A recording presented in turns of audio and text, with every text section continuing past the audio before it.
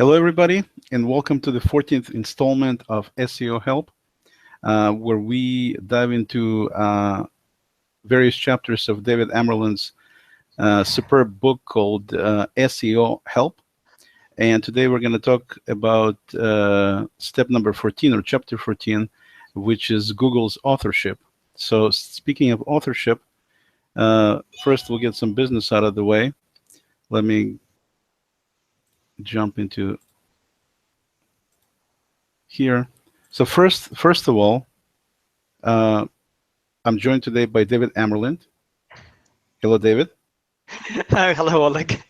And according to this website here, it says that David is an international speaker, author, business journalist, and he talks about data mining, search, social web, and how they all converge.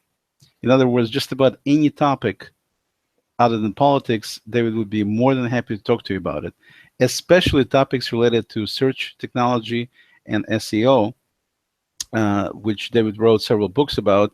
And of course, we're talking about the SEO Help Book.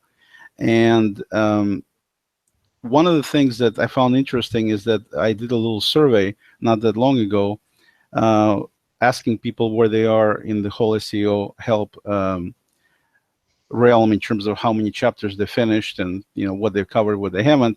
And I know, and according to that survey, 44% stated that they haven't bought the book yet. So before we get started here, let me just point you to Amazon.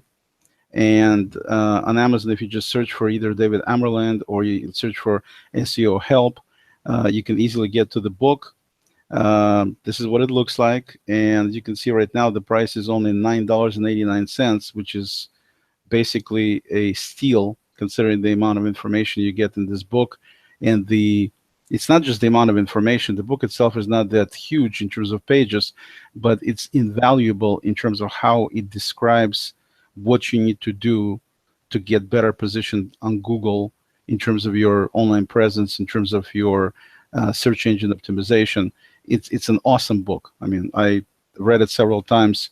It's a great book. So if you don't have the book, get it on Amazon. You can also go to davidamerland.com, which is David's main website. And this is, as you can see, what David looks like. And you can see from the muscles that if you don't buy the book, you can infer what's going to happen next. But seriously, though, Google authorship is something that started out as a pretty important entity in the field of SEO, and then Google killed it. And so I'm going to just turn it over to David and let him go over both the impact of what it was, what it was for, and then where we are right now since Google did officially kill Google authorship. David? Thank you, Oleg, for that introduction. Okay, I'm going to try very hard to keep a straight face because this is a very important subject. And indeed, I mean, we're starting off by talking about something which Google has allegedly killed. So let's actually create a bigger picture where all this is happening. And let's start off, first of all, by understanding what Google authorship was, what its intent was, and where we are now in terms of what's happening. Now, Google authorship, to backtrack a little bit, was first introduced in June 2011. It lasted for about roughly 3 years, just over 3 years actually, and in August 2014, Google withdrew support from that project. And what was it in its essence? Well, essentially it was a means of linking your profile to the content you created on the web, and then when somebody did a search on Google search, your image would come up as a thumbnail in relation to that content that would appear in response to the search query that was put in the search engine. As a project, it had some very specific aims. First of all, as Google semantic search was introduced, we were going from strings to things and from websites to people. So essentially creating that kind of ownership of content, creating a visibility in terms of who created that ownership was pretty important. Right from the start, there were some kinks in that approach. It didn't work perfectly all the time. Google tried sometimes to guess when the implementation of Google authorship wasn't right, and it produced some pretty mixed results, certainly in the beginning. It got better as we got along. Did it have a lot of benefits? Yes, it did, because it created an instant recognition in terms of authority. It was linked directly to Google's patent on AuthorRank, and AuthorRank was supposed to be one of the associated elements that were created around content creators, giving them greater authority on the web, greater recognition, and critically behind all of this was trust. Essentially, Google needed to have trust in content creators, the audience of those of people who consume content needed to have some kind of trust themselves. So it all sort of, it created a very human element, if you like, through a layer of machine code. Why did it go belly up? Well, as these things do, for many reasons. One of is the fact that Google started looking at the mobile web. Mobile became more and more critical in terms of search. Mobile happened on small screens, which became very cluttered very quickly in terms of how those results were presented. And going for a cleaner look, Google thought, perhaps we can do away with this. But there was also the fact that a lot of people hadn't implemented Google Authorship, and a lot of people and organizations had implemented it incorrectly. So essentially, something that was supposed to have been very simple or relatively simple created a very good clarified approach in terms of how everything connected and who created what, etc. Became a little bit problematic, and because it wasn't supported widely enough, in August 2014, Google officially withdrew support, which meant that those little thumbnails that everybody in the SEO industry absolutely loved went away. So that's a long story in all this. Now, why did this happen? Why is Google Authorship important, and has it really gone away? Well, here we get quite a few interesting things. First of all, when Google Authorship was removed, Matt Cutts in a video said, it's not supported anymore in terms of Google. It's not directly using the data, but you shouldn't not implement it if you can implement it. This has been reiterated in the past by John Mueller, who's in the webmasters team, and Gary Ilias, who's also a webmaster team analyst. And they all three have said that essentially, if you do have implemented Google Authorship on your website or on your content in some form, you should just keep it there. You shouldn't remove it. Why are we having this discussion in terms of importance? Well, when AuthorRank was linked directly to Google Authorship, the implication was that essentially that would create a ranking signal. So if somebody, for instance, was an authority in their field and they created content, that content would rank higher than the content created by somebody else who was not deemed to be an authority in their field. That seems pretty straightforward. There are certain issues with it. Certainly, for instance, somebody may be deemed to be an authority. And how do we know that? Because of the interaction, the number of people who have engaged with their content, the links of other people to their profile, the way their profile is bandied about, and certainly perhaps the corpus of work that they have produced over time. But suppose you get a newcomer who has an insight, and that insight is pretty powerful and pretty clear, and they produce content which is relatively new on the same subject, and it doesn't get anywhere because they're new, right? It doesn't matter what quality it is. So you can see that by establishing that kind of hierarchy, if you like, we could perhaps run into potential difficulties when the intent is exactly the opposite. So Google decided to not exactly do that. So we're going away from Google Authorship with capital G, and we're coming to Google Authorship with sense, which is essentially identifying the content that creators create on the web. Now, that has always been behind an intent behind semantic search. Google always wants to know who creates what content, in what field, what expertise they have, what authority, and how that relates to their own expertise as that is revealed through their activities on the web, the people they interact with, the content they broadly and specifically publish, how that content is received, who engages with it, and so on. It becomes a pretty complex web of interactions. It is pretty thorough. In terms of semantic search, we think, okay, well, that should be pretty straightforward for Google to always check this, understand who does what, and give us very precise results. It doesn't happen because of the amount of computing power that is required. And also, if you look at the number of content creators that work every day to do something, the way individual profiles perhaps fluctuate a little bit in terms of their engagement, their interaction, the depth of expertise they put out, and so on. You understand it's a fairly fluid thing, so it's quite difficult to happen. It doesn't mean that we're not getting there. Certainly, Google is looking at machine learning, and perhaps you could argue that we're getting into the phase 2 of Google authorship, where machine learning looks at a lot of nuanced approaches in a very deep, very complex, but also, and this is the important part, computationally ergonomic way, which means that computational power is not as much of an issue. And that has the potential essentially to drive us to the point where when content creators who are trusted create content, that content immediately is given a slight preference, if you like, because it is trusted. We get into the world now of entities where you have trusted people, trusted content creators creating things which are of greater authority.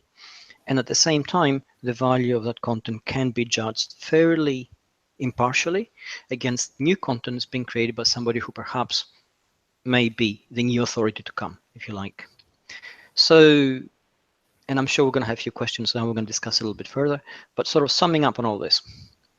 Is Google authorship important? It is, in terms of it won't help in ranking, but it will help perhaps in reputation, and it certainly doesn't hurt in creating the kind of deep authority on specific subjects that marketers, companies, brands would like to create. So do you implement it? Yes. If you have it implemented already, great, you don't need to remove it. If you haven't got it implemented, do so. And then become broader in your practice. Begin to basically look critically at everything you create and make sure that it is clearly defined by your ownership. So it links perhaps back to your website, or it links back to your Twitter profile, which links to your website.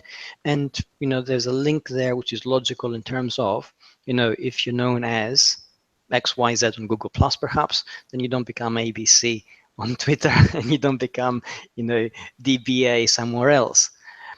It has to be said that Google actually does have the capability to link those dots, even if you do that.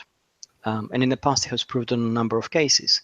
But because computationally that becomes harder to do, you're basically creating unnecessary barriers, and you're hoping that Google will be smart enough to overcome them and understand that all those profiles are the same person or the same company or the same brand doing the same thing.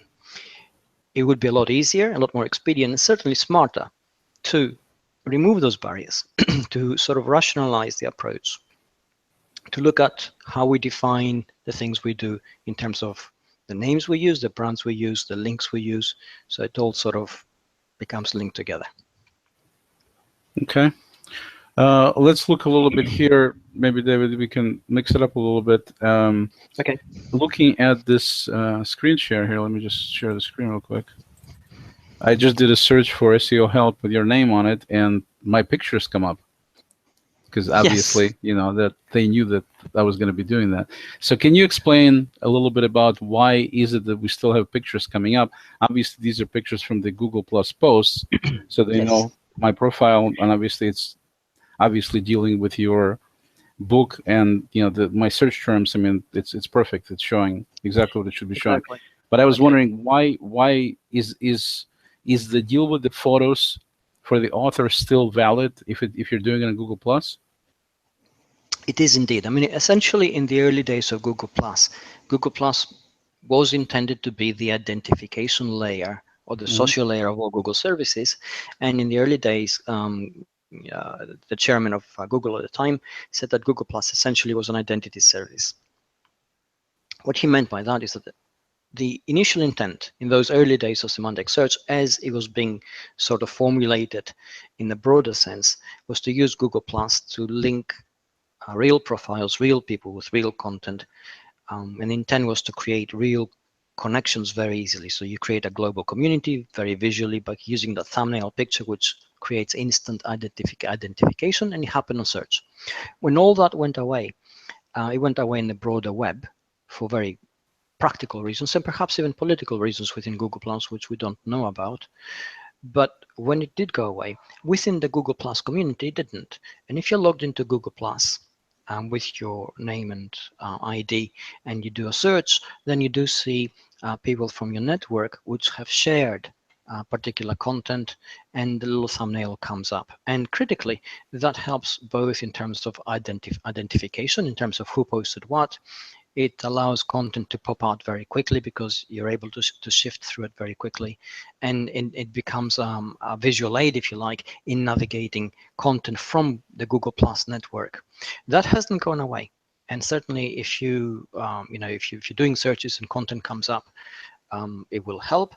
And also it is an additional reminder, if we needed any, of the importance of social networking and social media posting in terms of search and search visibility and SEO, as far as brand awareness goes, as far as interaction goes, as far as the click-through rate perhaps goes, and so on. I mean, to use the example which you used just now, Oleg, I know you have known the quality of the posts which you put together. So if I was to do a search query while I'm logged in, and some content of yours comes up from Google Plus with your picture which relates to a subject, even if it wasn't the first 3 or 4 posts out of 10, I would click on it directly because of that association. And that's a very human response. We're hardwired to do that. So essentially, it's still of great value to have that approach when it comes to creating authorship within your posts in Google Plus. Right. So the takeaway here is, if any of you out there in the audience see my picture when you do a search, immediately click on it, please. Well, I mean, you're paraphrasing me a little bit, but I'll go along with that. Yeah. No, but seriously though, if you look at the search here is SEO Help David Amerland, the thing that's kind of, it's not really that surprising to me, but at the same time interesting. Obviously, we've spent a lot of time together talking about SEO help, and I've certainly have my share of a lot of posts on Google Plus because we're doing all these hangouts, and because I'm a huge fan. And so I in other words, it's not surprising to me that I come up. The thing that's a little bit surprising to me, and maybe it's because I'm doing the search, maybe that's perhaps because remember it used to be, we're used to be able to click on an option to indicate if you're doing it for kind of your own, or when you're doing a search as somebody other than you type deal. But the bottom line here is that, well, I guess my question is that I see a couple of things that are interesting. So when doing the search, on my end, I come up with a couple of things here. Obviously, there is the SEO help, the book, which is from your website, which makes perfect sense that they would put that first. Then you have the, for some reason, the Brilliant SEO, which is another one of your books, comes up as the very next entry here. And I'm not sure about that because we do have the SEO word here and the word help here, but it's not, obviously it's not, it's a totally different book. So that's an interesting thing that comes up. But then what it does, it shows YouTube is the next thing that comes up after the Amazon deal, which is interesting enough, it's my own YouTube video when we discuss the companion tool for SEO Help Book. And since, obviously Google thinks it's important, I'm going to throw in a shameless plug there and say that if you do get David's book, well, if you have David's book already, then you can go and watch this video and see how you can get a free companion tool for it to keep track of your progress with your SEO efforts from the book. So it kind of goes along directly with what the book talks about, and it's kind of a cool, think of it as a diary, your own diary for this book dealing with your business, dealing with your personal needs. So it's kind of a cool thing that we put together that you can get, and you can get the information how to get it and how to install it. It's pretty simple. But it shows the YouTube video about it here, right there on the first page, and then it's got a couple of Google Plus posts, and it also, they stuck in there the our last video, which is structured data. So because it's also part of SEO Help. So, but it's interesting to me, maybe you can shed some light on this. Why don't they show other stuff like SEO Help number 12 or 11 or whatever, which we also did, why specifically 13 being here? Is that because it's the latest thing we did before this one? I think recency plays a part, certainly, in this. And by recency, we mean freshness, so the freshness of the content. There's an assumption, an ingrained assumption, if you like, that is perhaps the most relevant thing. And also the latest kind of engagement and interaction. I think as content stops being interacted with because it goes further and further back, Google decides that perhaps it's not quite as relevant and you have to dig deeper for it. So these are the assumptions it makes. And it's actually quite interesting because, you know, you mentioned Brilliant SEO, which is a book I wrote before semantic search came along, and it doesn't have any bearing on this. But when you put in SEO help, you know, because of the semantic content of the search query and its slightly generic nature, Google also throws that up thinking, you know, is it going to be relevant or not, that kind of thing. It is certainly a book. It certainly has to do with you know, in terms of SEO, it is helpful and so on. So it's actually quite fascinating seeing how these assumptions are actually made and the elements which go into prioritizing their ranking in search. Also, just for those that don't know, David also has 7 other books.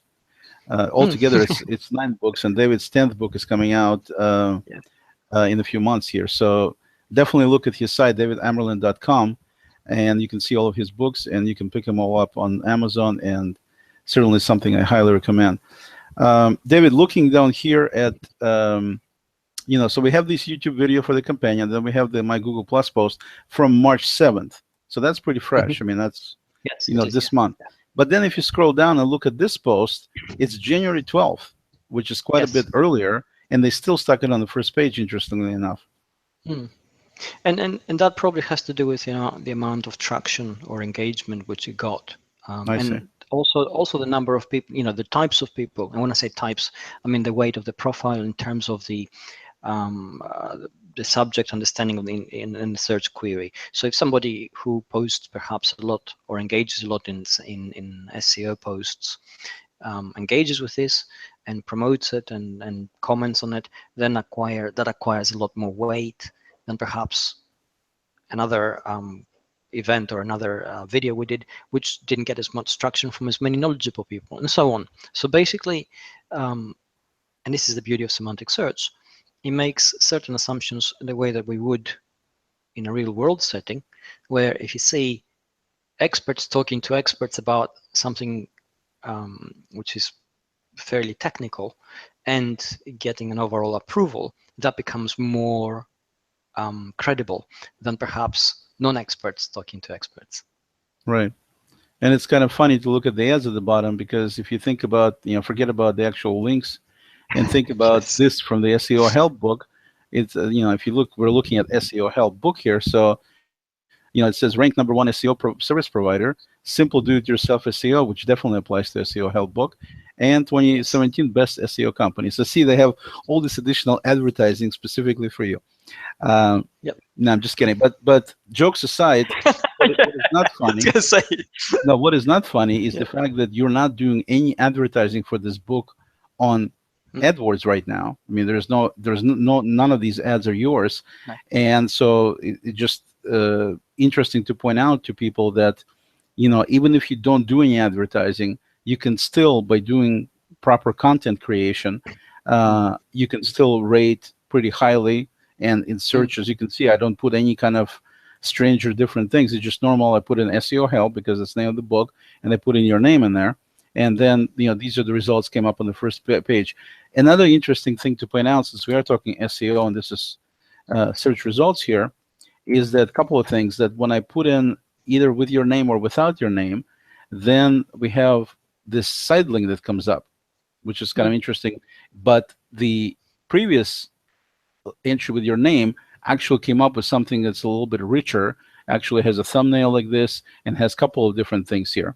Although, is this a different? No, it's the same book, it's just different. Actually, that's an earlier version of the book, because it went through several iterations from the publisher. Exactly, and then 2015. So it's interesting to show this. But if I do a SEO Help without David Amerland, no disrespect intended, then over here you can see that that dramatically changes the the second result here, I mean, the site result is different. And then if you scroll down here, then you can see that, well, there is they still have a link for you here, but Yeah. basically that's it. It seems like there's nothing else in there. Yeah, and this is again interesting because, I mean, look what's happening here again in terms of search. Do bear in mind that Google is actually looking at your profile, it's looking at your activity. Right. But SEO help is a hugely generic query that could mean a huge number of things. And trying to give you the best possible answer, Google is actually using all the idea that it has about it, giving you quite a plethora of things, including my book, because you were clicking that before. So I think that's pretty clever. Right. And then another thing I want to point out to people, that keep in mind that when you do searches, the quotes make a huge difference also, because if you're looking for individual words, it's one way to look at it.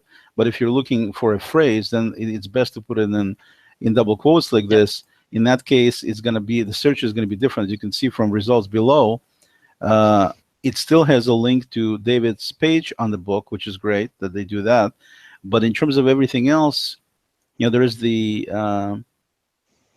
it's pretty much after that. It's pretty much all my book, isn't it? Because it comes up again and again. It comes up on Amazon. Right, it comes right, up on Amazon. so Exactly. The thing, but it doesn't. I personally, I don't like this particular search because it doesn't have any of my pictures in it. But we'll skip that. Well, there you go. I mean, instantly degraded, right? But let's look at this. I mean, and let's bear in mind that Google doesn't like us doing searches with in inverted commas like that, with double quotes. Right. And the reason they don't like us doing it is because unless we're really knowledgeable about search, when we do a search like that, as you can see, it narrows down the results. Right. And you tend to get only a very specific kind of intent. So SEO help here, by narrowing it down, is essentially a title, and that's what you get. Right. But if the moment you take the quotes away, SEO help begins to become a lot of things. It could be that you need help with your SEO, so perhaps a company doing SEO would be suitable here to appear in the results. You may be looking for a book, you may be looking for an article to help you. So there's a whole lot of things that Google is trying to understand from your search query when you actually do not use inverted commas to sort of contain it and constrain it. And then another, apparently from me playing around here, it's also interesting to see that if I reverse the search string, instead of saying SEO help David Amerland, saying David Amerland SEO help, then first of all, number one result is your page for the book, which is exactly what it should be. I don't know why the other way they don't show it as a top deal, but it comes up as the very first entry. I think again, if you look at the way that the context changes the meaning. I mean, if you say SEO help and David Amerland, well, you could be looking for SEO help, perhaps from me, but perhaps from anywhere else. But if you're starting off with me as a starting base, that sort of narrows the search a little bit in its intent. So you're going to get content which is specifically focused around the stuff I do, and then it's going to be broadened out just a little bit to take into account the fact that it's help which you need with SEO. So it's a very search engines now become very clever. It takes a very nuanced approach to what it does, and just playing those four words in different order, in different sort of setting, you immediately begin to realize just how powerful it is. Right. No, totally. But I think an important thing to point out also is to keep in mind when people do their own stuff is how varied it is. In other words, it definitely changed the search when I put in double quotes or without double quotes. That's understandable. But having the order reversed like that, even though theoretically it should be single, it's a completely different set. Even though I do like this one as much as the original because, again, my pictures are here. Yeah, your pictures. Yeah. I was gonna say. I mean, immediate improvement, certainly. Exactly. But jokes aside, I mean, if I was doing quick searches. Right. And I was looking for content. The fact that there's somebody I know who's posting content on this, I would click on it. The eye immediately goes there. So it does pop out. Sure. So these are things to keep in mind. This is why authorship is important. It continues to be important. And Google continues, and I'm talking about authorship in its broader sense now. It continues to be important in terms of byline. So if you have a website you should have some way of identifying that you're the creator of the content. You know, too many times I've seen websites where the admin has posted content. And when you look at the HTML code of the page, there is no creator name. So essentially, Google goes to that page. Yes, it's your website, and yes, you're trying to promote yourself, and yes, you're trying to create a brand. But when Google looks at your content, it can't, you know, it's actually struggling to define that it's you. And if you have a less than sterling social presence, which would allow you to claim ownership of that content, then it becomes even harder. So, you know, these are things to bear in mind. It's very important to actually try and get it right.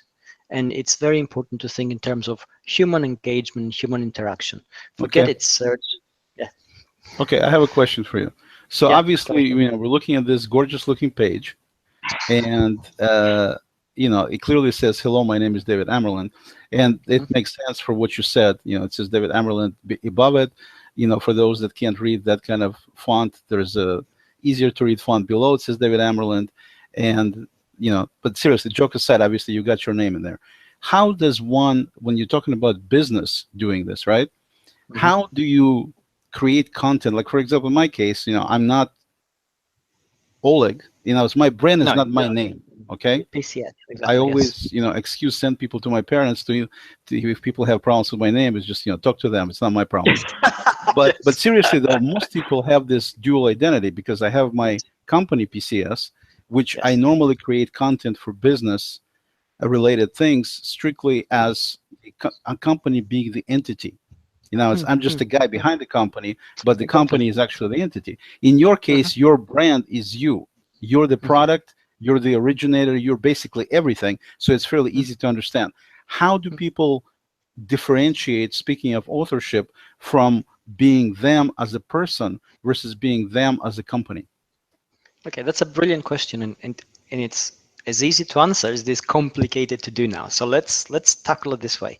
Okay. Suppose you as a person is no longer the brand. You are the person and you have a company.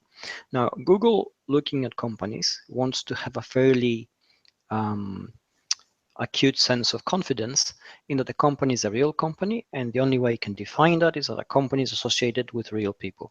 If you have real people in a real company, what do real people do? They have some kind of activity which is partially them as people and partially them as people working for a company.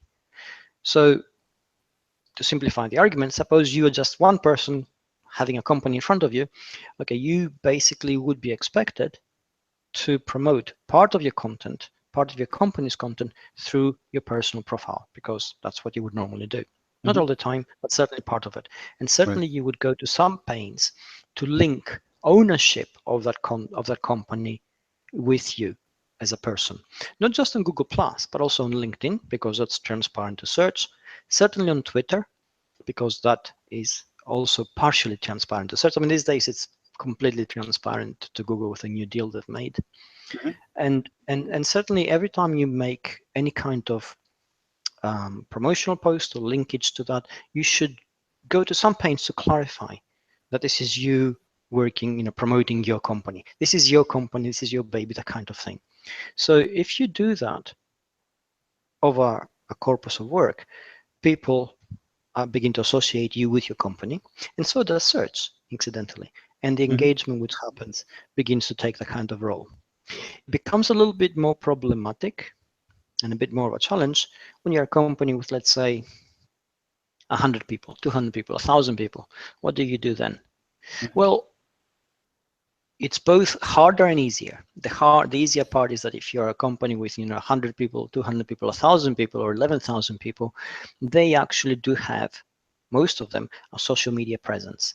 If that social media presence is also identified with the company in terms of their employment, and most social networks allow you to do that, then that company begins to acquire a certain gravitas in terms of what it does, because so many people are associated with it. Now, if you have so many people associated with it, inevitably, you're going to have, first of all, an official company spokesperson, maybe a social media team, and then definitely a social media policy.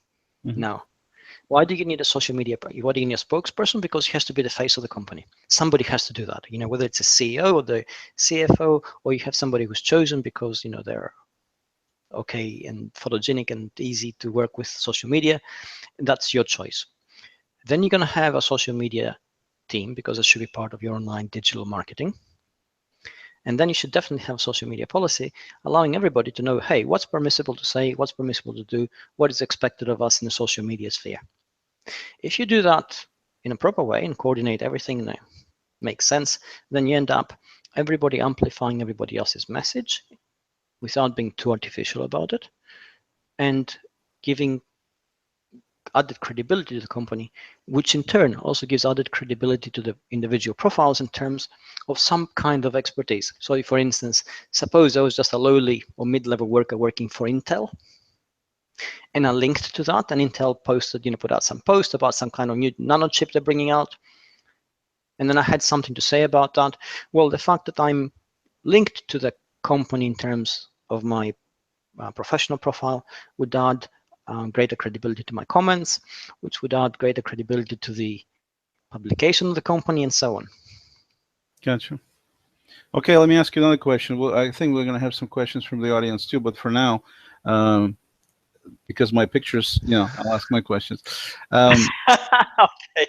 One question, David, is about duplication of data. It's a known fact that Google doesn't like duplicate data. So when you look at content in terms of, you have you as a profile, and then you have your company, which may have a, brand page, for example, on Google Plus or on Twitter, Facebook, whatever it might be. So the idea is not to duplicate content, but at the same time, it's so easy to just say share. So you create an entry as a company, from your company account, and then you just basically reshare it as yourself. Is that something? I've been doing it since the beginning of time, and I don't know if it actually, now thinking about it, if it actually makes sense to do it from the SEO standpoint or not, because the authorship, on one hand, I could say, okay, Google knows that Oleg is PCS, PCS is Oleg, so they know it's not really duplicate, it's the same data because it's the same person. But if you have if I'm sharing somebody else's post, then I guess they would know that it's not mine, and so they shared it and I shared it. They would. Understand where, understand the intent of your question. And here it is, they say basically, should I be sharing exactly the same content? Should I be changing in any way?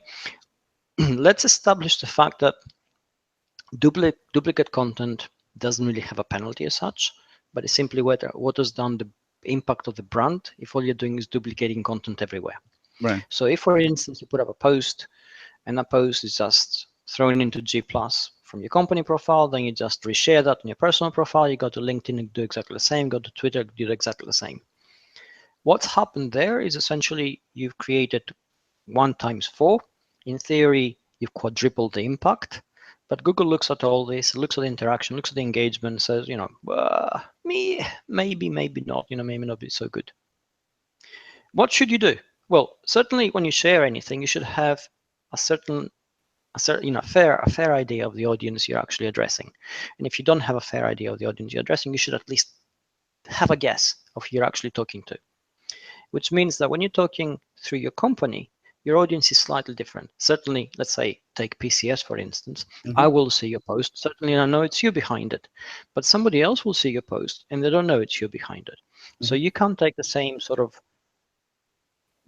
Oleg jokey approach which you take. Right. Yeah, not a joker, but, jokey approach which you take with me because I know who you are.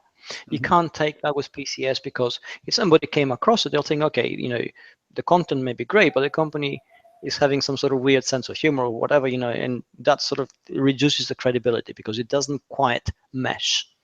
So you've got to bear in mind that the tone that you will be using as a company will be slightly more official or slightly more generic, and certainly not as controversial. But then you reshare that same post through your personal profile, but it's your personal profile. Somebody else may see it, certainly, but certainly your audience will see it, and they expect from you a slightly different approach, because they don't expect you to talk like, too officially or, more like a robot. They expect the kind of, very human approach which you take. And that's what creates the engagement. And I think we all need to have an awareness of how we actually talk about these things. And when you go to Twitter, where your audience is the world and you have no idea who may actually see it, again, your approach has to be different. When you go to LinkedIn, where the audience is mostly professionals, again, you got to have to take a slightly different approach. And it's the same content every time, but the introduction, the questions posed, the manner of presentation changes a little bit.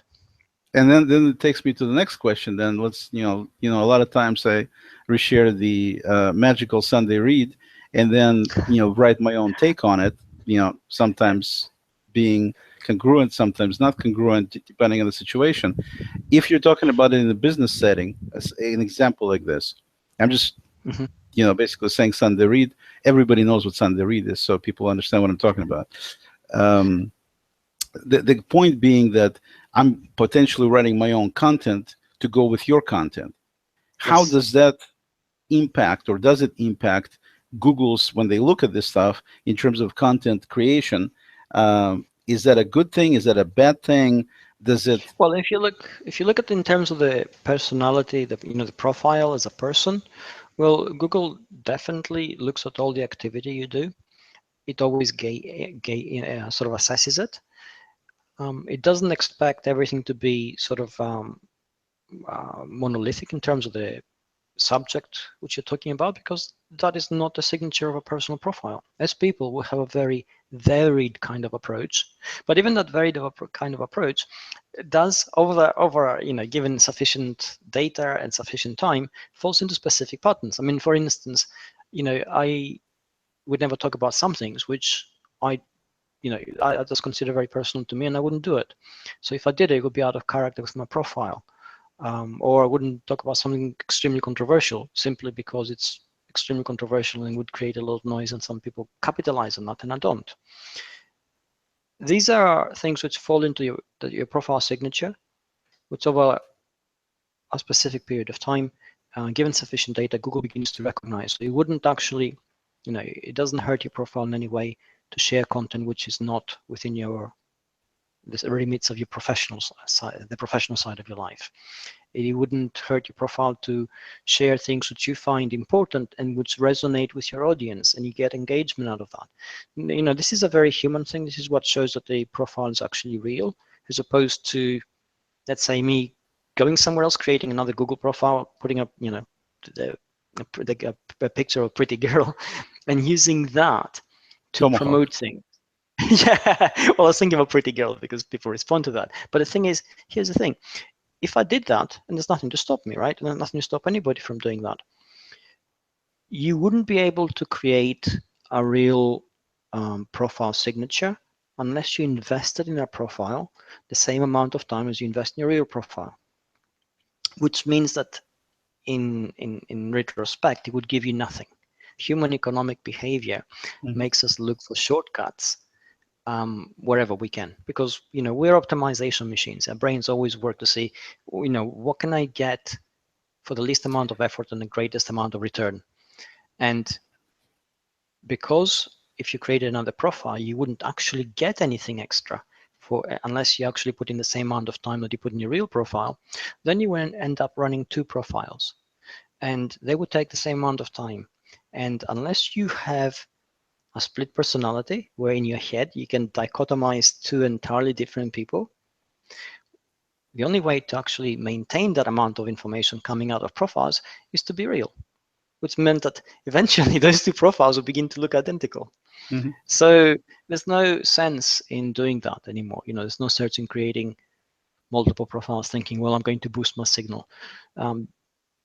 It's always better to invest in you, keep it real by being you, so it doesn't take a lot of effort, and just keep on working at that, keep on engaging with people, keep on creating relationships, and keep on doing what you're doing. But from an SEO standpoint specifically, does it make sense? Does it make more sense to author your own stuff, for example, or to do what I mentioned about the Sunday read, whereby I share basically your post and add my own content?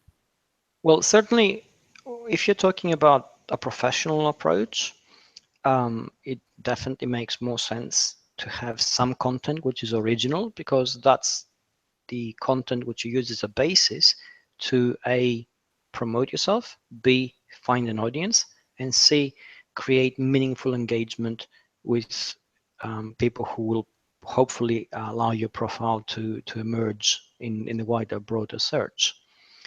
But that doesn't mean that you can't share relevant content which has some kind of impact on what you're doing anyway, and that's called curation. So essentially, curation is also a valid SEO strategy. It also fits in with the personality and of profiles, and even authorship in a greater sense. So if, for instance, let's just say that you're an expert on all things Chinese, and I want to do some research or find something which has to do with China, I would go automatically to you, even though a lot of the stuff which you would have in your profile wouldn't be coming from you. It would be getting filtered from you. So this is where curation, the collection of information, becomes a valuable SEO tool. So if you can't always be original, and sometimes very difficult, always be very thorough. A lot of the times, and taking this into a broader context on the web, we can get web pages where they don't tell you a lot of new stuff because it's all been said before, but they become great resource pages by linking out to all these different areas where you can find out things in depth or do something with it. Yeah, so that's specifically, it's a perfect segue actually to the next question then. Let's look at Sunday Read in more detail then, right? Okay. Sunday Read has, you do a tremendous amount of work in finding all these references. Now, don't Yes. kill me with your tomahawk, but I almost never go to these links because I just really want to read what you have to say, which is usually pretty lengthy as it is. And I cannot, Tomahawk will find you. I cannot, diverge into all these references. I'm sure I don't need I any know, I backup appreciate from it. your stuff. I know what you're saying is exactly what it is. But at the same time, and I'm sure I'm missing some information because of that, because you're obviously not linking to it just because you're linking for a reason. But Yes. with that said, that's a perfect example of what you were talking about. What I'm saying is you're linking to all these things. Google, I'm assuming, sees these links and they look at that content and somehow they make some kind of connections with what you're saying. So is that a better approach for people who create content for business, to create something like what you're doing with Sunday Read? Or is it better to do just create content, be done with it type deal? Okay. There's an argument to be made for both approaches. If we take the Sunday Read, for instance, it's quite an in-depth thing, and each post I put out every week is usually taken, anywhere from 3 to 16 weeks to come together. The bits and pieces come together, and my thinking goes through, and I do research and stuff like that. Certainly, and I totally get how difficult it can be sometimes to follow every link. If you did follow every link, it becomes quite encyclopedic, very deep dive kind of look into a specific subject. And if you do follow all those subjects together, you would arguably end up being very knowledgeable about that specific subject, because suddenly in one place you would have had quite a lot of in-depth discussions, videos, audio, encyclopedic entries, PDFs and search and studies and research and studies on specific things which have to do with the subject. And that would give you an enormous amount of knowledge. Now, from an SEO point of view, if you create that kind of page, it has such deep value that if it was about something perhaps not as off the cuff or generic or as my Sunday Reads tend to be, if it was about something more practical with an e-commerce kind of value, that page would come up a lot higher perhaps than even the original content pages I'm linking out to, simply because they stand alone and this has a greater context. There's also value in creating original content, because the original content provides freshness and value and insights which perhaps are relevant right now. Always is a judgment call to be made, especially if you're working on the web and you're using content to promote your services, which everybody does. You have to think, what's the value proposition here? Yes, the value proposition is that, hey, I've got some insights on this which nobody else has, or which very few people have, and I'm going to say them in an original way to make them very accessible. Then there's your original content.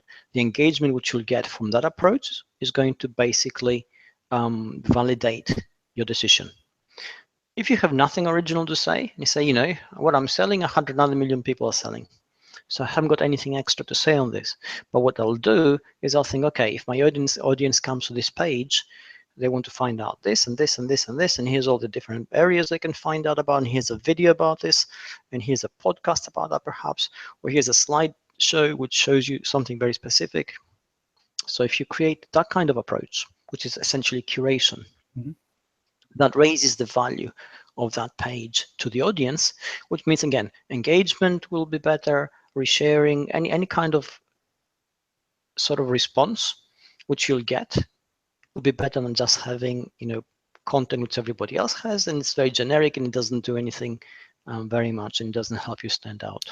It seems to me like if you care about how much people spend on your website, in other words, you know, a lot of people are get obsessed with the bounce rate, things like that. It seems like the Sunday read approach would be counterproductive, because if you have a lot of links going elsewhere, you have every single link you have are possibilities of people going away from your content somewhere else. Isn't that accurate? Yeah, it is. And I think you're raising a very important point here, Oleg. Yes, we do have metrics which allow us to measure a whole lot of things. And we also have an understanding of how people use the web and what we get from that. So we need to not be so wedded to the metrics in terms of hard numbers, but we also need to understand what those metrics mean. So for instance, I mean, let's say, suppose you do have a page with multi-links which lead to other pages, and in the past everybody told you, no, don't do that because you're sending people away from your website. Right. Let's say you do that, and you check that, and you see that you also have a high return rate of people coming back to your website because the previous visitors. Well, that shows that they go there, they check that out, and they come back and they read this and they check this. So this is something which you need to factor in and understand very clearly. And I think the days when we would just look at raw numbers and say, I've got 100,000 visitors, I've got 120,000 visitors, 120,000 visitors is better than 100,000 visitors. These days are gone. I mean, you can have 10,000 visitors and they can be 9,900 customers. And somebody could have 100,000 visitors and have maybe 1,000 customers. Mm-hmm. So really, raw numbers now don't mean very much if they can't be translated accurately to the intent of your website and what you want to achieve with it. Totally. Okay, we've got Gina Fidel and Zara Altair fighting for different displays of search results. So we got that going on. Okay. And I think Gina is winning from what I can see. Then Coach is asking if he missed the wine. Yes, you did miss the wine. The wine is already. Oh yes, we have virtual wine flowing forever. It's just the source is inexhaustible. Getting back from the jokes, David, I think you mentioned something about SEMrush. Are we doing anything with SEMrush? I'm going to have. I haven't got the codes from them, but I will have them over the next few days. I just didn't have enough time because I was traveling to liaise with their marketing manager. But they did promise they would give me codes for next time. So what I'm going to do is I'm going to return to the events page as soon as I can with those codes, and I'll publish them there. So just keep an eye out on that. Sounds great. So we'll definitely let people know when the new stuff comes out, when the codes are become available. And Fernaz per se just said, I really appreciate link sources because it gives me a comprehensive picture of what and why the writer is saying. In this case, I mean, Sunday Read, David Amerland, the links give me a good experience. Good. I'm glad about that. Yeah. So obviously, I'm not the norm. Other people do look at the links. Well, I think you balance a lot of things, and and I must admit, I never fully expect people always to follow every single link in Sunday Read because I do tend to put a lot of stuff there, and I publish on Sunday for a reason. It's when we don't have to answer emails and hopefully have a little bit more leisure time, but there are limitations even to that. Sure, no problem. Okay, so with that, I think we pretty much covered the non-existent Google Authorship, which does exist in a different form. And if anybody has any other questions, feel free to drop them in the either event or on Google+, and David will answer it as time permits. Definitely. With that, I think we're pretty much done with today. David, any other words of wisdom before we wrap it up today? Well, I'm going to say, it's not rocket science. It really is pretty simple. Make sure everything you do is linked and is clearly, or as clearly as possible, identified as you. Even if you do have a business and you have a brand to promote and you're a person, make sure all those links are pretty clear. So if somebody comes across one part of you, whether it's your personal side or your business side, they can basically trace things back and create a kind of clear understanding of who's behind the business or what the person is promoting. And also, they can find a way to sort of stay in touch. Great. So thank you, David. To paraphrase what David just said with a little bit of a Russian accent, if you don't have the SEO Help Book, go get the SEO Help Book on Amazon.com or from davidamerland.com. This is the step number 14 that we covered. If you haven't seen previous videos, we have there's an SEO Help community that you can join if you wish. And that community has all the steps in there, and it has all the videos from all the preceding chapters. So we're now up to 14. So we got 6 more to go, and then we're going to be totally done. There is this companion tool which you can get for free to go with the book. And definitely get the book and get some major benefits when it comes to SEO. And I also want to make one more point, is that a lot of people ask questions about, should we go ahead and hire some SEO team or company to do our SEO? And obviously a lot of people do that. Or should we go get the book and do something like that? My recommendation personally would be, after reading the book and actually doing SEO for other companies on a consulting level and seeing how other companies do this, my recommendation would be for any, especially small business, is no, do not hire anybody, including myself, to do your SEO. You go get this book. I mean, it's only $10. It's under $10. Get the book, read the book, get the companion tool. Again, it's free. Put the information in there. There's every single chapter in this book has 10 action strategy steps and questions that David put in there, so you can specifically really sit down, think about your needs and your business needs. And then, because for every business is going to be different, answer those questions, record them, really think about what goes behind the answers to every one of those 10 questions for every single chapter. And then when you get done, you're going to have a really comprehensive body of work that will show you kind of like a blueprint of what your SEO is supposed to be. And so you can go ahead and implement that, which will go a long way toward setting up SEO for your business. And then if you still feel that it's not working for you to the degree that you think it should be or you hope it should be, then you can always go and hire a professional, pay them significant amount of money. Usually these kind of things are not cheap, and you can do it that way. But I would definitely encourage you to look at the book. It's a very small investment which could answer all your SEO questions. So with that, till next time, again, David, thank you. Everybody, thank you for coming. And we'll see you next time. Take care. Take care.